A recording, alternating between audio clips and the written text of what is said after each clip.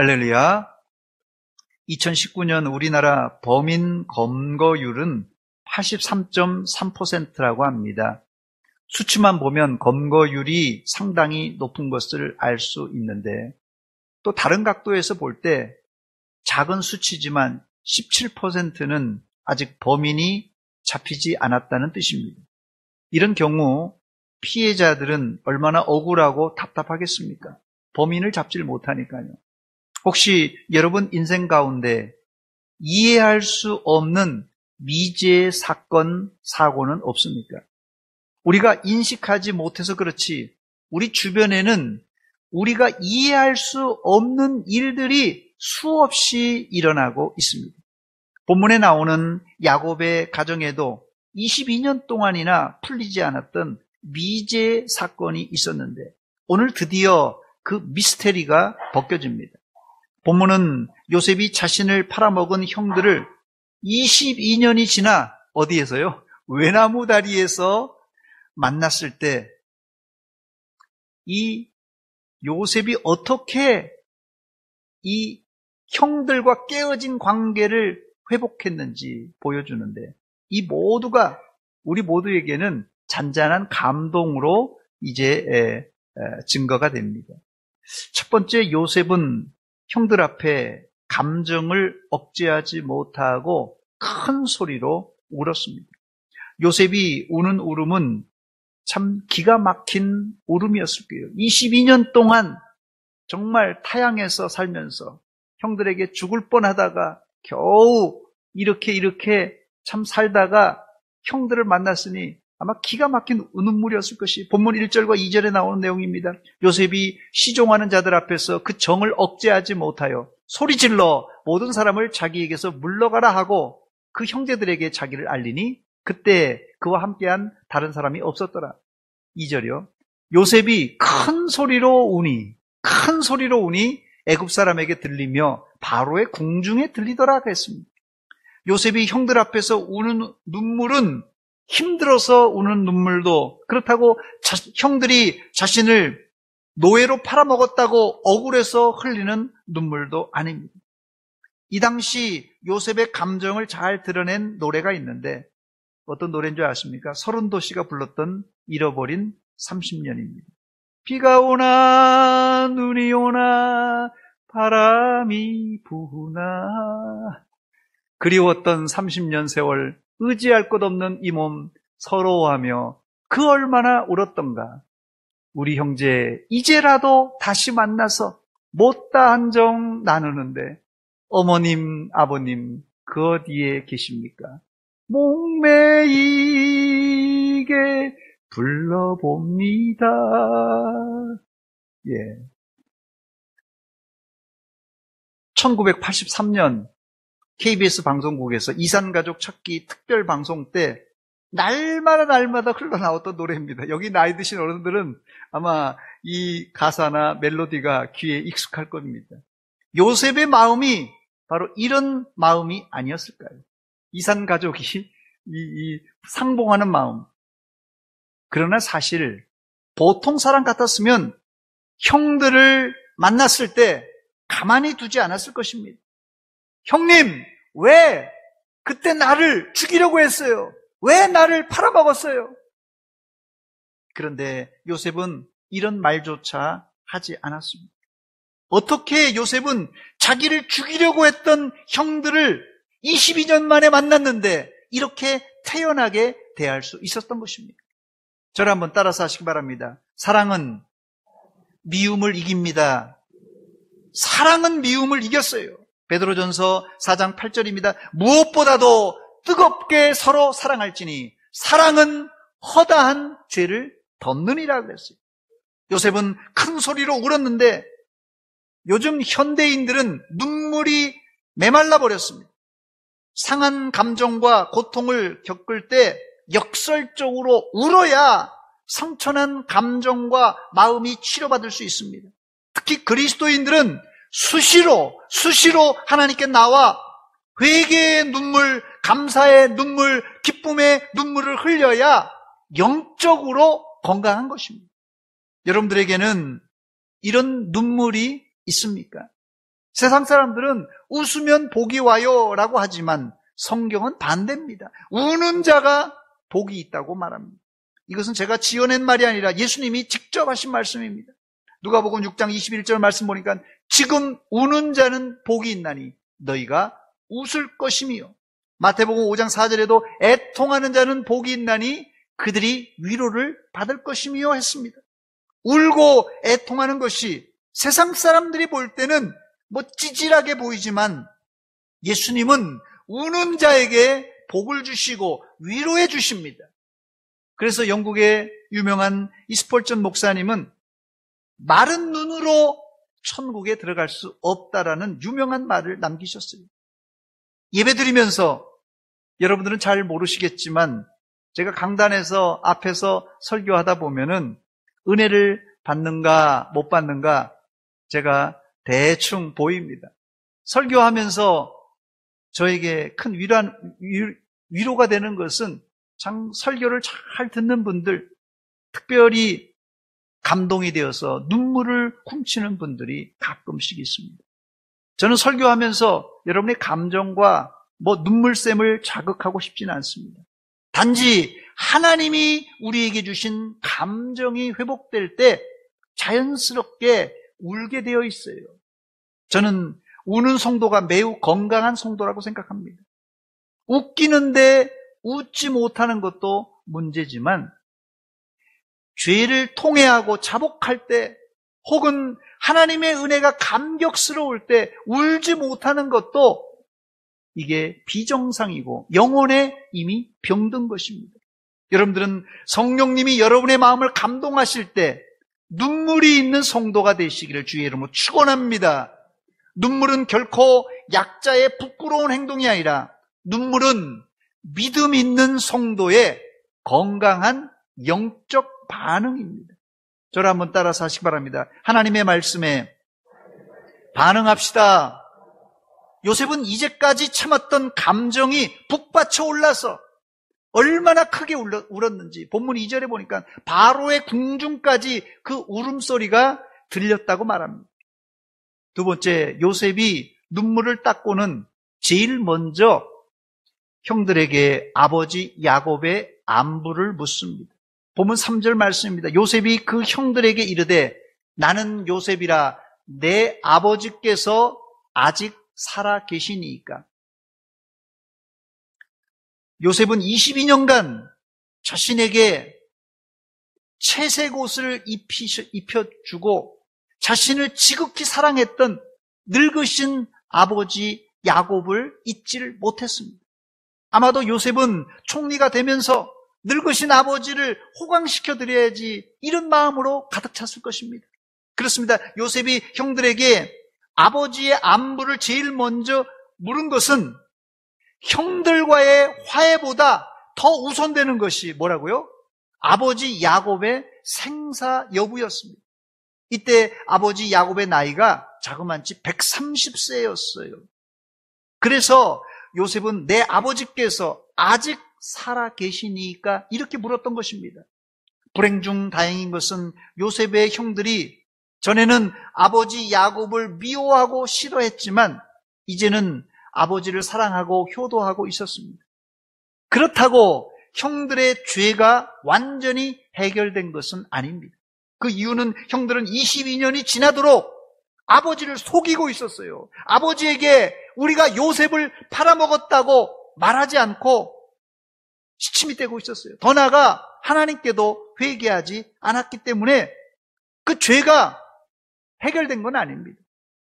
이 세상에는 공소시효라는 것이 있어서 죄를 짓고 22년만 버티면은 아마 웬만한 죄는 다 해결될지 모르겠어요. 그러나 30년 아니 100년이 지나도 우리가 회개하지 않으면 그 죄는 용서받지 못합니다. 어쩜 형들은 과거 아버지가 요셉에게 채색 옷을 입히고 요셉만 편애한 것을 생각하면 지금도 형들은 이해할 수 없을지 몰라요. 또 그 생각만 하면 화가 났을지도 몰라요. 왜 저놈만 채색 옷을 입히고 왜 우리는 이렇게 박대하는가? 즉 요셉과 형들의 문제는 요셉과 형들의 문제보다 더 본질적인 문제가 있는데 바로 형들과 누구요? 아버지 야곱과의 문제였어요. 즉 요셉의 형들은 과거 아버지 야곱이 동생 요셉을 편애할 때마다, 제가 상상한 겁니다만, 성경에 안 나왔습니다만 제가 상상해 본 거예요. 아버지를 죽이고 싶은 마음이 들었을지도 몰라요. 왜 저놈만 채색옷을 입히고 우리는 목동으로 살게 하는가? 아마 그렇게 했던 아버지가 죽이고 싶을지도 몰라요. 그러나 감히 자식이 아버지를 죽이는 게 쉽지가 않죠. 감히 아버지를 죽일 수 없었고, 그 대신 아버지가 가장 사랑하는 아들 요셉을 죽이려고 했던 것이에요. 다시 말씀드리지만 부모 자식 간이라도 미워하고 심지어 죽이고 싶은 마음이 들 수 있고, 또 그런 부정적인 감정은 부자지간이라고 시간이 지난다고 저절로 풀리지 않는다는 사실입니다. 그래서 요셉은 이런 사실을 잘 알았기에 형들과 아버지의 오해를 풀어주려고 했던 것입니다. 형들은 요셉이 어릴 적부터 채색 옷을 입고, 요셉은 왕자처럼 살았고, 자신들은 낮엔 뜨거움과 밤엔 추위를 견디며 초장에 나가 양떼를 치는 것이 못마땅했을 것이에요. 여러분들이 객관적으로 생각해 볼 때 어떻습니까? 요셉이란 놈은 채색 옷을 입고 집안에서 평안히 살고, 요셉의 형들은 거친 들판에서 양을 치는 것이 이거 불공평한 거 아니겠습니까? 그러나 성경은, 잘 들으시기 바랍니다, 야곱이 요셉을 편애한 것과 죽기 직전에 요셉에게는 다른 자식들보다 2배의 축복을 준 것에 대해서 한마디도 이의를 달지를 않습니다. 왜 그랬을까요, 여러분? 왜 그랬을까요? 누가 보더라도 명백한 편애입니다. 이건 편애예요. 그런데 어쩌면 우리가 보는 세계관과 관점으로는 야곱이 자식을 편애했던 아주 못된 아버지로 우리가 생각할 수 있지만, 성경은 전혀 그렇게 묘사하고 있지 않다는 것이에요. 전 이 이야기를 좀 다른 안경을 끼고 보았습니다. 아버지 야곱이 왜 요셉에게는 채색 옷을 입히고 요셉만 사랑하고 다른 자식들은 그냥 들판에서 양이나 치라고 했던 것일까? 제가 야곱의 입장에서 야곱의 사정을 여러분들에게 한번 말씀드리겠습니다. 한번 잘 들어보시기 바랍니다. 야곱은 형 에서의 눈을 피해서 형에게 죽을 뻔했잖아요. 아버지 축복을 빼앗다가 20년 동안 도망갑니다. 외삼촌 라반의 집에서 머슴살이에요, 사실은. 다행히 야곱은 20년 만에 거부가 되어서 4명의 아내와 자식들을 데리고 고향으로 돌아와 이제 먹고 살만해요. 이제 먹고 살만할 때입니다. 그런데 그때 제일 사랑하는 아내 라헬이 막내 아들을 낳다가 죽고 맙니다. 그래서 야곱에게는 그래도 야곱에게는 부인 레아가 있었고 또 2명의 첩도 있었으니 괜찮다고 우리가 생각할 수 있지만, 야곱은 일편단심 민들레라서 그런지 자기가 가장 사랑하는 아내를 잃은 후에 마음을 어디에다가 둘 데가 없었습니다. 그래서 야곱이 선택한 것이 누구입니까? 바로 자기가 가장 사랑했던 아내가 낳은 11번째 아들 요셉입니다. 옛말에 이쁨 받는 것도 자기 하기 나름이라는 말이 있는데, 이 요셉이란 놈은 말이에요, 11번째 아들 이 요셉이란 놈은 특별히 이쁨 받는 짓을 아버지에게 잘합니다. 또 이 아들은 꿈이 있었던 아들입니다. 행실과 언행도 아주 착한 아이였어요. 그러니까 이 야곱이 정둘 데가 없었는데, 마음 둘 데가 없었는데 딱 이 요셉에게 꽂힌 것이에요.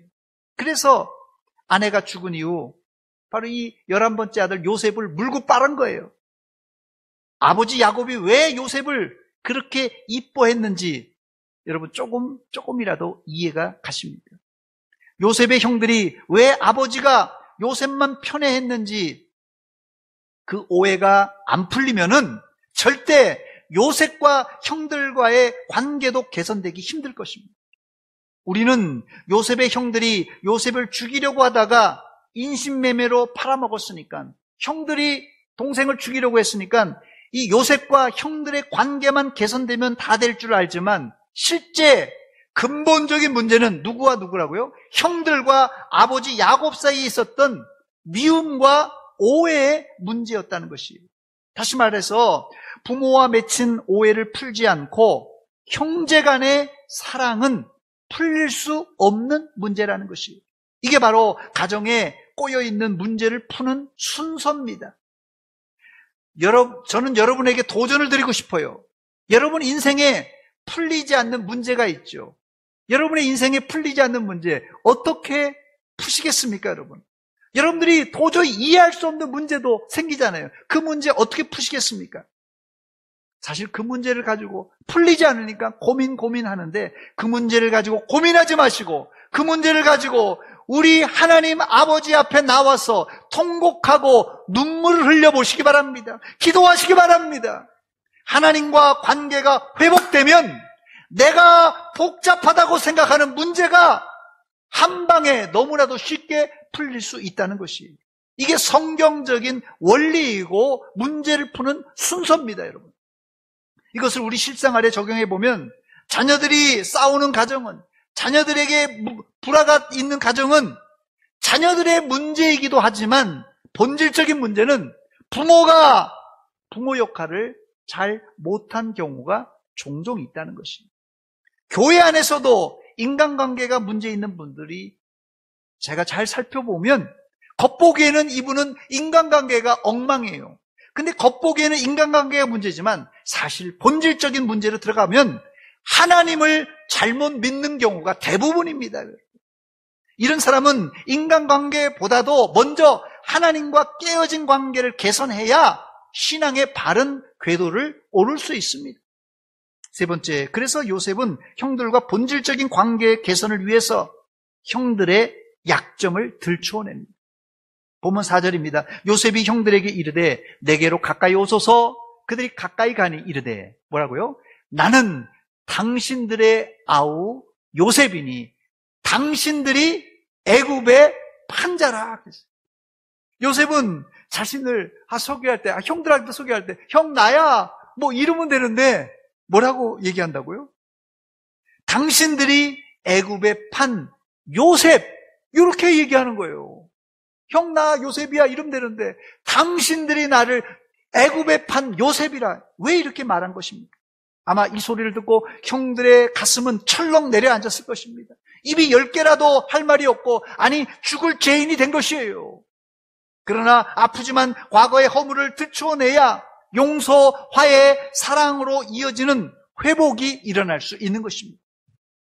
죄를 들추어내기만 하면 부끄럽고 치욕스럽지만 요셉이 형들의 죄를 들추어낸 이유는 치료하고 회복해 주려고 들추어낸 것이, 마치 의사 앞에 자신의 아픈 부위를 들추어내야 치료를 받을 수 있듯이 하나님이 우리의 죄를 들추어내는 이유는 우리를 용서해 주시고 치료해 주시기 위함입니다. 그렇다고 여러분이 남의 죄를 치료하겠다고 함부로 남의 허물이나 죄를 들추어내면 안 됩니다. 교회 앞에서. 그렇게 했다가는 치료보다 더 큰 상처를 줄 수가 있습니다. 치료는 우리가 하는 게 아닙니다. 치료는 하나님이 하십니다. 우리는 단지 하나님이 죄를 드러내실 때까지 기다려야 됩니다.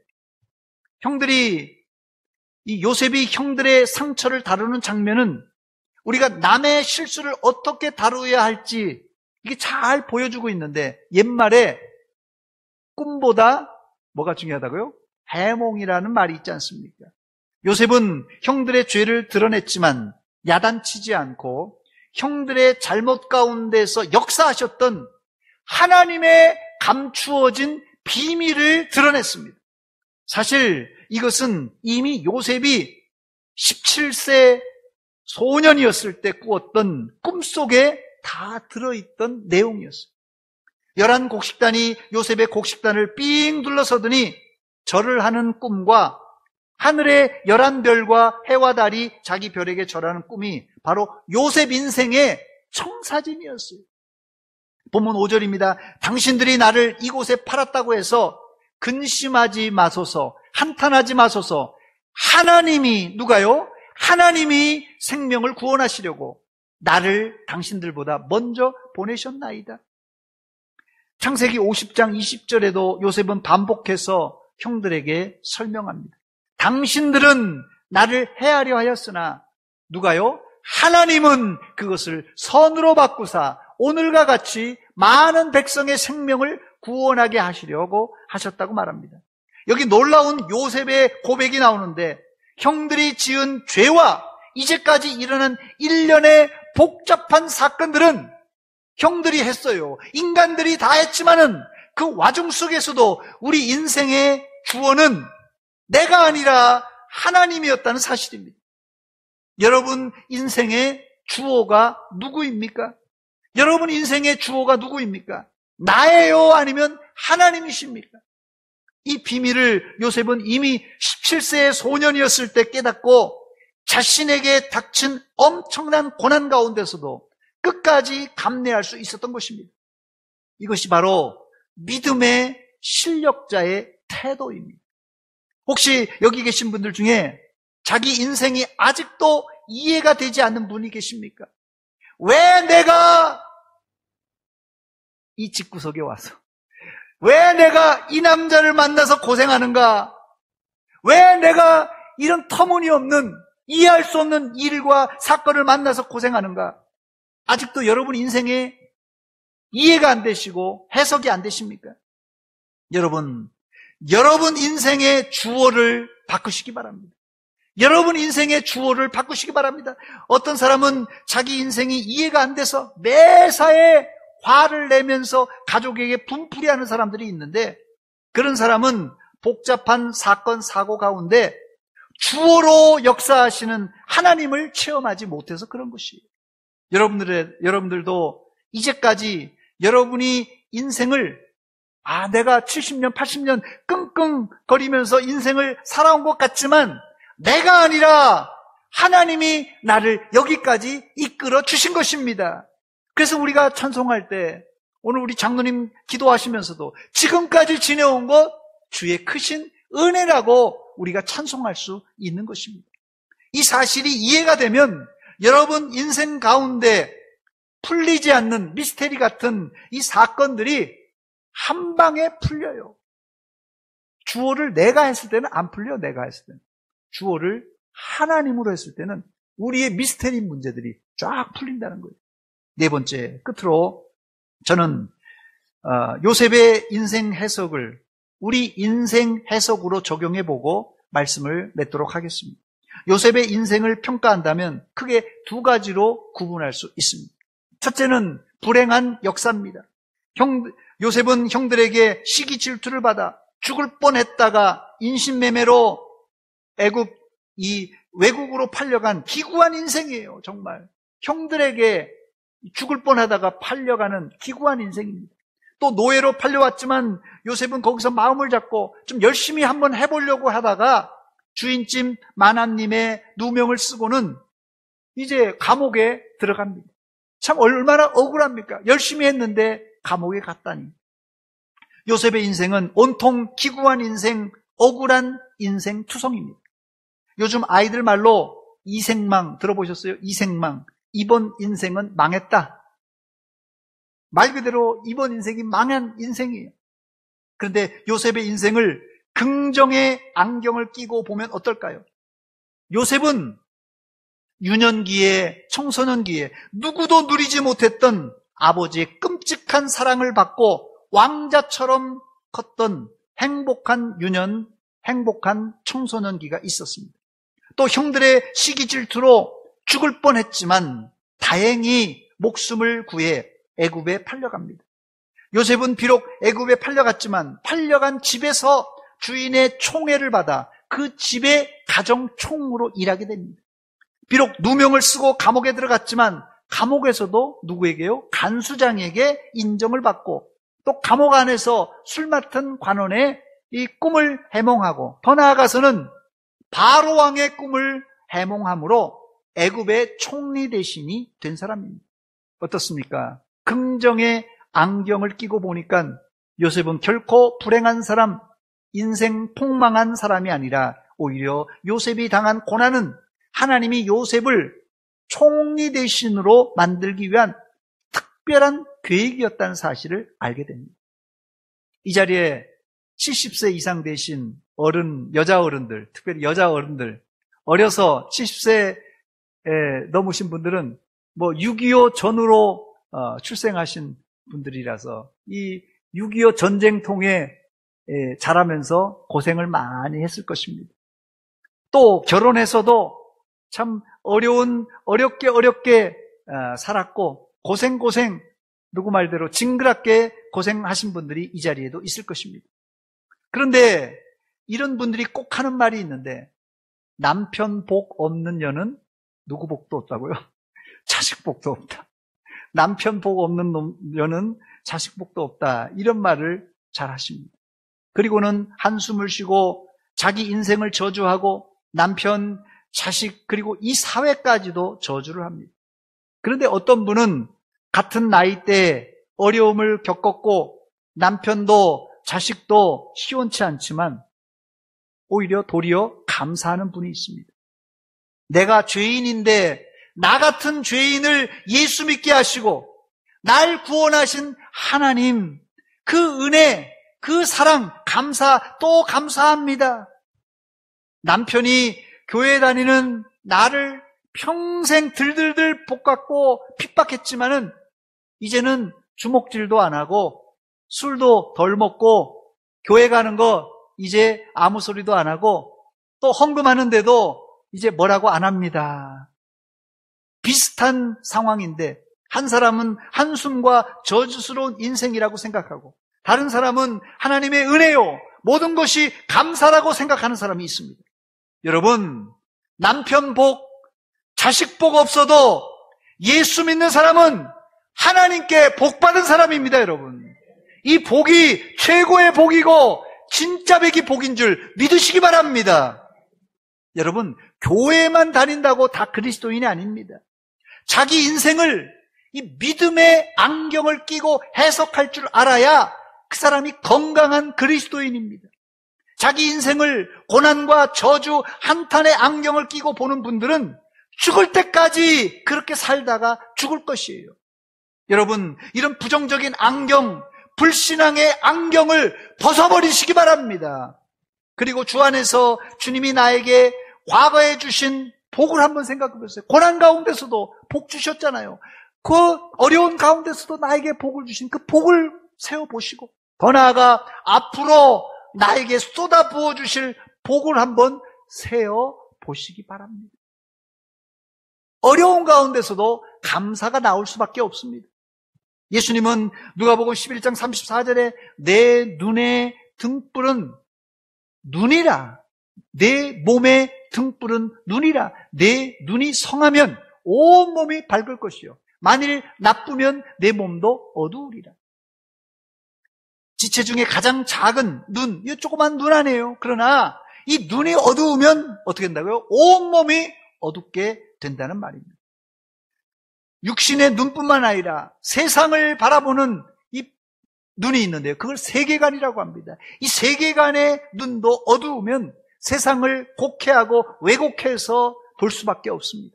반대로 이 세계관을 보는 눈이 밝으면 하나님의 경륜과 섭리를 밝히 보게 된다는 것입니다.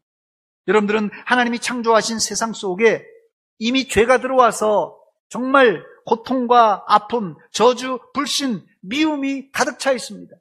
그럼에도 불구하고 이 세상 안에 있는 죄와 저주와 불신과 미움만 바라보지 마시고 요셉처럼 믿음의 안경을 끼고 자신의 비참한 인생 가운데서도 역사하셨던 하나님의 역사, 하나님의 손길을 믿으시기 바랍니다. 그때 여러분들은 새로운 눈이 띄어지고 새로운 인생을 걸어가게 될 것입니다. 요셉은 복잡한 인생을 믿음으로 해석했던 사람입니다. 그렇습니다. 하나님을 믿는 그리스도인이라면 나에게 당면한 어떤 일이든지 믿음으로 해석해야만 합니다.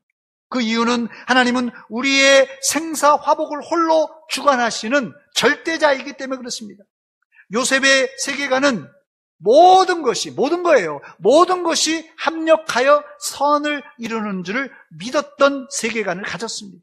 그래서 형들에게 뭐라고 얘기합니까? 하나님이 그것을 선으로 바꾸셨다. 하나님이 그것을 선으로 바꾸셨다. 이렇게 고백했던 것입니다. 로마서 8장 28절입니다. 우리가 알거니와 하나님을 사랑하는 자, 곧 그 뜻대로 부르심을 입은 자들에게는 모든 것이 합력하여 선을 이루느니라. 할렐루야! 이런 세계관으로 자기 인생을 보았던 요셉은 슬픔도 괴로움도 하나님의 섭리로 해석할 수 있었습니다. 말씀을 맺습니다. 여러분, 제가 질문을 하나 드리겠습니다. 새가 지저귀는 것이 우는 것입니까? 아니면 노래하는 것입니까? 마음속으로 한번 대답해 보세요. 새가 지저귀는 것이 우는 거예요? 노래하는 것입니까? 프레드릭 랭브리지라는 사람은 두 사람이 똑같이 창문을 지금 내다보고 있어요.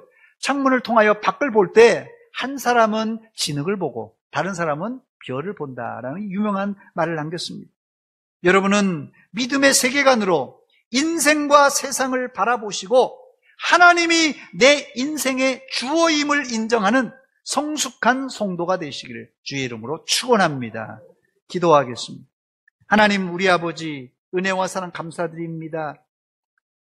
요셉의 기구한 인생, 정말 고생과 고난의 연속이었지만 그 가운데서 역사하셨던 하나님의 주어를 발견하고 하나님의 섭리를 발견하고 자기의 인생이 하나님의 놀라운 계획 가운데 있다고 믿고 긍정적으로 나갔던 이 요셉의 고백처럼 모든 것이 합력하여 선을 이루는 인생인 것을 믿고 오직 하나님의 눈으로, 믿음의 눈으로 우리 인생을 해석함으로 우리 남은 인생이 더 하나님의 은혜 가운데 풍성한 인생 되게 하여 주시옵소서. 예수님의 이름으로 기도하옵나이다. 아멘.